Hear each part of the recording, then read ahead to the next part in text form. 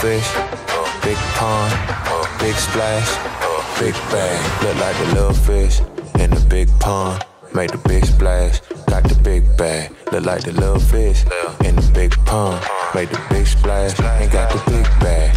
Oh, my, look how things have changed. They know I'm the one. Daddy taught me how to flip my wrist. I'm my father's son. Think I'm pistol packing, how that ratchet on me like a gun. They should put the basket in the casket after I am done. Please don't think it's sweet when I speak. I am not to play with all these folk I meet. No, I keep it brief to dodge the cases. Most days out the week, I pack heat that'll leave your faces out the mud. I had to use my cleats to see where I could take it. Oh, and I took it to the tip. You know the ones that didn't pick me miss me when they go against me. Word that Clayton Bigsby, they probably hate everything within me, but I'm still gonna leave them kiss it and let it fly like a fish. Make the big splash, got the big bag. Look like the little fish in a big pond. Make the big splash, ain't got the big bag. Oh, little fish, big pond, big splash, big bag. Little fish, big pond.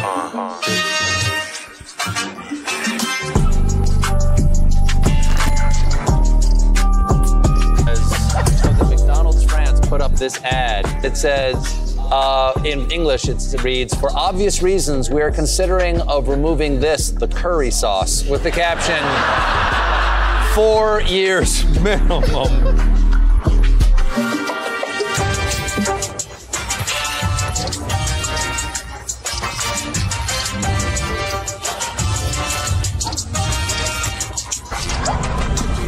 Fish in the big pond, make the big splash, got the big bag.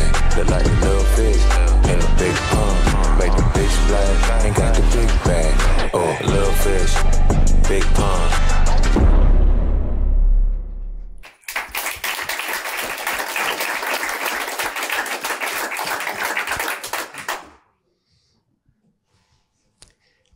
Alors, encore une fois, des résultats très frappants grâce à notamment cette capacité aussi là d'engager la communauté, de rebondir sur quelque chose qui a quand même beaucoup marqué les Français. On arrive à créer une connexion très très forte avec son audience, notamment sur le lien entre cette fameuse sauce emblématique de McDonald's, la sauce curry, et les Jeux Olympiques, et des résultats qui parlent d'eux-mêmes, notamment dans la capacité d'impact, de laisser une trace mémorielle. Les gens en ont parlé, ça a été évidemment très repris, mais ça a laissé une vraie trace pour la marque McDonald's dans le top 3% de notre base de données en termes de lien à la marque. Et puis un vrai travail sur également l'image de McDonald's et sa brand equity. Ça représentait très bien aussi la manière dont McDo est perçu par les Français aujourd'hui, ce qui vient donc renforcer l'image et la perception qu'ils ont de McDo, l'image et la perception qu'ils ont aussi de McDo en tant qu'acteur sur les réseaux sociaux, et ça vient travailler les dimensions d'image, notamment sur ce lien avec sa communauté de clients engagés. Très belle action et une très belle réactivité, un grand bravo. Oui, bravo, super. Une question pour vous, Clémentine. Comment est-ce qu'on valide ça si rapidement? Parce que là, pour le coup, c'est l'enjeu.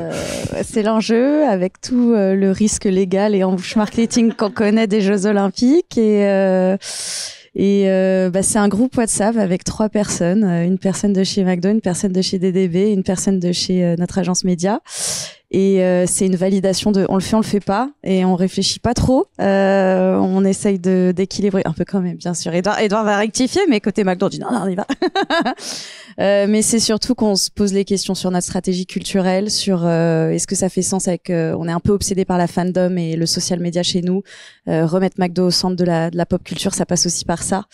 Et on regarde un peu l'équilibre sur le risque, le ratio, si ça vaut le coup ou pas. Et puis quand vous parlez de risques légaux aux créatifs, ça les rend encore plus créatifs. Donc et le risque aujourd'hui fait partie de ce qui nous permet d'être le plus créatif et le plus impactant possible en social media. Donc ça va assez vite, et il faut que ça aille assez vite, sinon on perd le souffle et retombe en fait. Donc ça sert à rien, mais je pense que Edouard peut encore mieux compléter, vu que ça s'est validé un dimanche, pour tout vous dire, sur WhatsApp. Oui, et puis les Jeux Olympiques, c'est peut-être l'un des événements les plus compliqués d'un point de vue légal. Il suffit que le mot olympique sortent pour qu'on se fasse regarder. Et là, en l'occurrence, si on regarde le post en lui-même, il n'y a pas une seule fois où il y a la mention de Olympique, Stephen Curry ou quoi que ce soit. Et je pense que ça, c'est aussi l'un des cœurs de l'idée de cette création. C'est que parfois, il y a pas besoin de se faire comprendre par tout le monde. Et vous aviez une forme dans votre plan social media pour vous mettre au cœur des conversations et de la pop culture. Vous aviez anticipé des hypothèses avant les jeux. Vous étiez donné un cadre autour des jeux pour pouvoir interagir. En fait, avant les jeux, c'est-à-dire que déjà il y avait une campagne 360 globale qu'on a détourné comme As You Are, Welcome As You Are, où on a retravaillé la baseline de McDo pour juste être dans une logique de les Jeux Olympiques sont à Paris et McDo est la marque qui accueille tous les étrangers sur le territoire français. Et donc en fait il y avait déjà une campagne qui était là depuis le début en fait sur juillet-août. Donc en fait notre communauté elle était déjà sensibilisée au fait que McDonald's, même s'ils sont pas partenaires des Jeux Olympiques, ont un territoire de communication qui essaye de faire le lien. Donc on va dire que c'était déjà là depuis quasiment 2 mois. Et en fait l'avant-dernier jour des JO on a eu cette opportunité là. Mais après il faut savoir que tous les jours globalement on regardait sur est-ce qu'il y a quelque chose d'intéressant sur lequel on peut rebondir, et on connaît aussi les produits qui font réagir nos fans. Bon, toi, Alexander, comment? Tu sais pas? Non, mais je sais pas si t'as déjà eu une campagne qui finit sur un late show américain. C'est rare, mais oui, c'est Colbert, c'est la première fois, je pense, oui.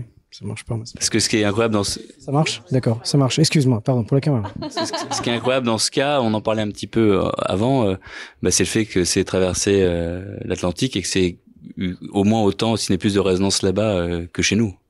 Vous avez gagné par ailleurs. Mais... C'est ça qui... Oui, je pense que ce qui marche, c'est qu'on a joué sur la frustration des Français et sur la fierté des Américains. En fait, on a créé une espèce de pont entre les deux cultures, et même si c'est une poste, c'est une blague, il y a quand même beaucoup d'empathie pour les deux côtés, et c'est ça que je trouve assez réussi dans ce truc, c'est que finalement ça met tout le monde un peu d'accord. Les Français, c'est dommage, on a perdu, mais bon, c'est pas grave, c'est un clin d'œil.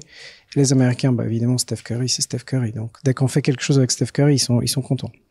Puis on a eu le soutien de McDonald's aussi US, avec qui on a pu rigoler et rebondir. Alors forcément, ils étaient ravis eux, de rebondir à ce type de choses.